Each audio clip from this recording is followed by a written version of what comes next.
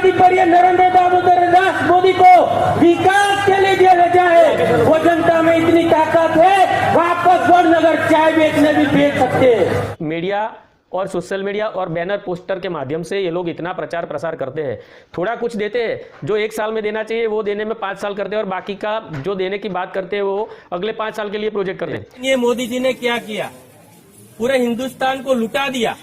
यहाँ के इलाके में हम लोग सब घूमे, घर घर जाके घूमे, जनता को जागरूक किया है। आने वाले दिन में परिवर्तन यहाँ मध्य प्रदेश से होगा, पूरे हिंदुस्तान में आगे जाके परिवर्तन होने वाले हैं। और मोदी को भेजना है तो यहाँ से आपको शुरुआत करनी पड़ेगी।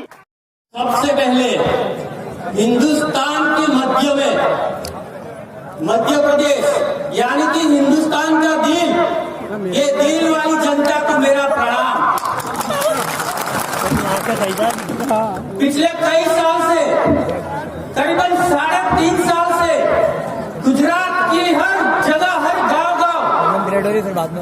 हमने एक परिवर्तन का पवन फूंका है। ये परिवर्तन की आंधी गुजरात में सिर्फ 5 और 10 सीटों से बच गई। मैं आपको अनुरोध करने आया हूं कि ये आंधी को आपको लगाकर ये सुनामी में परिवर्तित करना मध्य प्रदेश की जनता की जवाबदारी है। गुजरात में हम लोगों ने पिछले 12-13 साल से हमारे नरेंद्र दामोदर दास मोदी वो खुद बोलते हैं कि मैं चाय वाला हूँ, आपको मालूम है ना? ये चाय वाले को वड़नगर से हम लोगों ने गांधीनगर की गाड़ी पर बिठाया। बाद में हम लोगों को लगा, गुजरात की जनता को लगा कि गुजरात के किसान और गुजरात की जनता को न्याय नहीं मिल रहा है, तो गांधीनगर की गाड़ी से हम लोगों ने नई दिल्ली की गाड़ी पर भेजा। उसमें आप लोगों की भी जिम्मेदारी है। आप लोगों ने भी बहुत सारी लोकसभा की सीटें लेकर नरेंद्र दामोदर दास मोदी को गांधीनगर से नई दिल्ली से नासिया भेजा है। मैं आप लोगों को अनुरोध कर रहा हूं, हमारी गलती थी, आप लोगों की भी गलती थी, लेकिन यहां से परिवर्तन होना चाहिए। जब मध्य प्रदेश के चुनाव का रिजल्ट खुले, नरेंद्र दामोदर दास मोदी नई दिल्ली में हो या उसको विदेश में घूमने की बहुत शौक है। पिछले 4.5 साल में क्या किया, बंदर की तरह एक देश से दूसरे देश को करीबन 60 से ज्यादा देशों का प्रवास किया।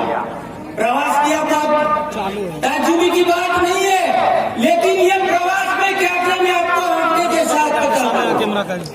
बांग्लादेश साहब गए, बांग्लादेश में 15,000 करोड़ लेके आया। उसके बाद साहब को भूटान गए, भूटान में 10,000 करोड़ लेके आए। उसके बाद साहब मंगोलिया गए, मंगोलिया 7,000 करोड़ देके आए। और भी उसको अच्छा लगा कि गरीबों का पैसा, टैक्स से जमा किया पैसा, आप लोगों के पसीने की कमाई, ये साहब विदेशों में देके आते थे। मॉरिशस गए और 5,000 करोड़ देके आए। नेपाल गए साहब 3,900 करोड़ देके आए। और वियतनाम गए साहब, वियतनाम में साहब ने, मैं ये साहब की तरह झूठ नहीं बोलता हूँ, फेंकता नहीं हूँ, ऑथोराइज जाते हैं मेरे पास। वियतनाम में साहब ने 3,300 करोड़ दिया। और यहाँ किसानों को कर्ज माफ करने का वादा दिया था, आज तक कर्जा माफ नहीं किया। किसानों को बोला था साहब ने, आप लोगों को 2 गुना दाम दूंगा। मैं भी किसान का बेटा हूँ, गुजरात से आया हूँ, गुजरात की भी 2 बातें करूंगा आपको। गुजरात में साहब ने बोला था कि मैं आप लोगों को गरीबों के लिए 50 लाख मकान बनाऊंगा। यहाँ भी शायद मामा ने मोदी की तरह बहुत सारे वादे किए होंगे। 50 लाख मकान का 1 साल में मैंने हिसाब लगाया गुजरात सरकार का, गुजरात के अखबारों में आंकड़ा आया 28,000 मकान बने सिर्फ। और वो 28,000 मकान में से भी आज बहुत मकान गिरने लगे। मैं सिविल इंजीनियर हूँ, किसान हूँ, मैंने कैलकुलेटर से आंकड़ों को छोड़ा, 50 लाख डिवाइडेड बाय 28,000 लगाया, उसका जोड़ा है 178 7.5, इसका मतलब 178 साल 7 महीना ये नरेंद्र दामोदर दास मोदी अमरत्व लेकर नहीं आए हैं। 178 साल और 7 महीना जिएंगे, पीएम बने रहेंगे या सीएम बने रहेंगे, तब ये योजना पूरी होगी। ऐसे बहुत सारे वादे देते हैं ये लोग। ज्यादा बात तो नहीं करनी, मेरे पास बहुत सारे मुद्दे हैं।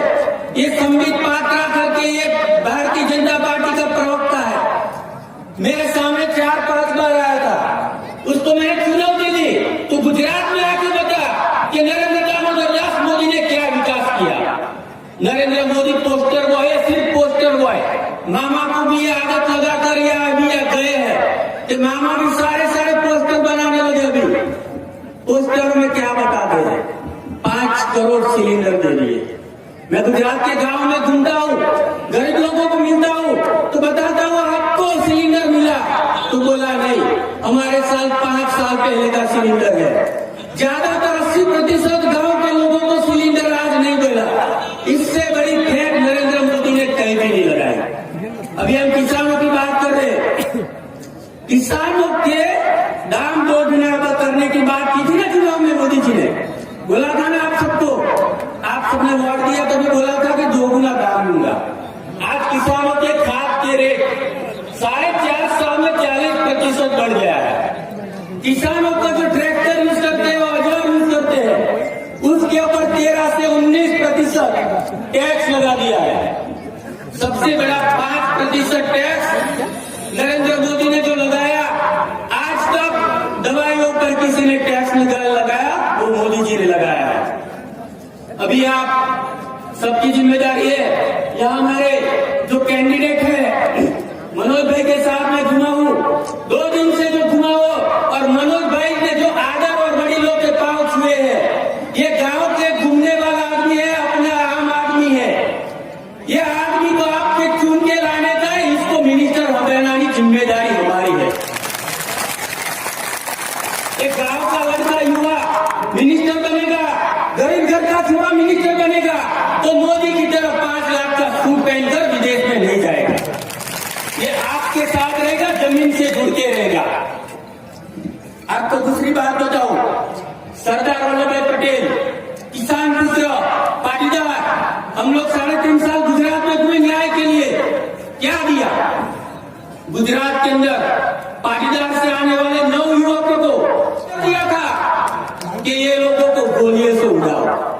9 पाटीदार युवक, शिक्षित बेरोजगार युवक को ये जनरल डायर में गोलियों से उड़ाया था।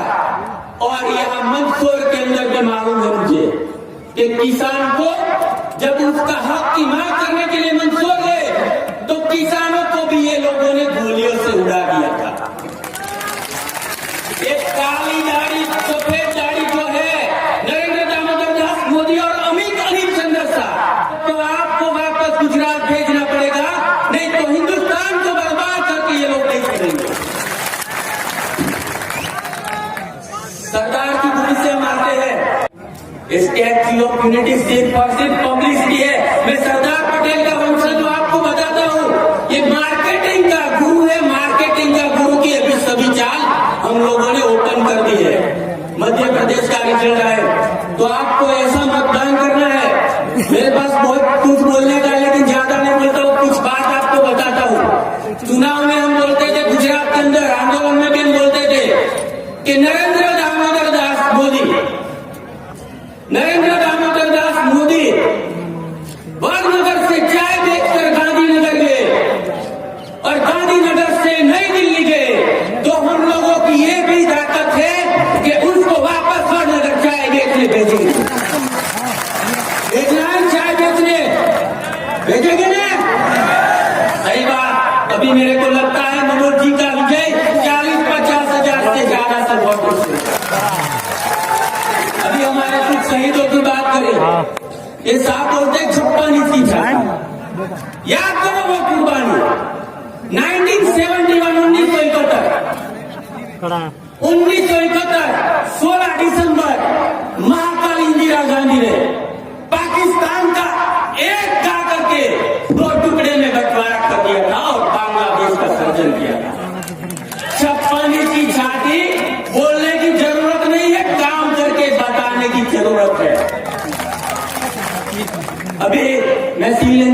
थोड़ा मैं कंक्रीट के बारे में बताऊं, आप लोगों को भी ऐसा करना है।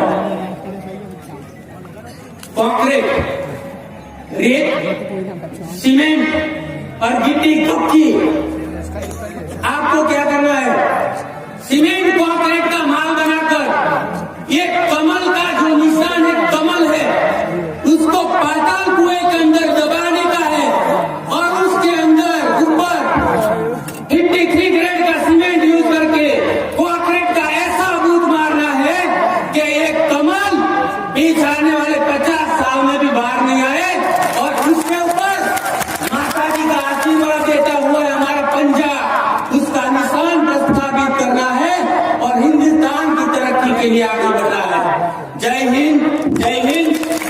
और बाद में कभी मिलेंगे तो फिर से मिलेंगे। आपका शुक्रिया। और मामा जो है मध्य प्रदेश में जो भी वो काम करते थे वो काम करने वापस मध्य प्रदेश की जनता भेजेगी।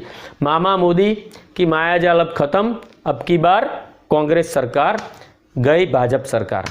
लेकिन दोस्तों, यदि आप कांग्रेस विचारधारा से जुड़े हो और मेरा काम आपको पसंद है तो कृपया करके हमारा चैनल सत्याग्रह सब्सक्राइब कीजिए और सहकार दीजिए।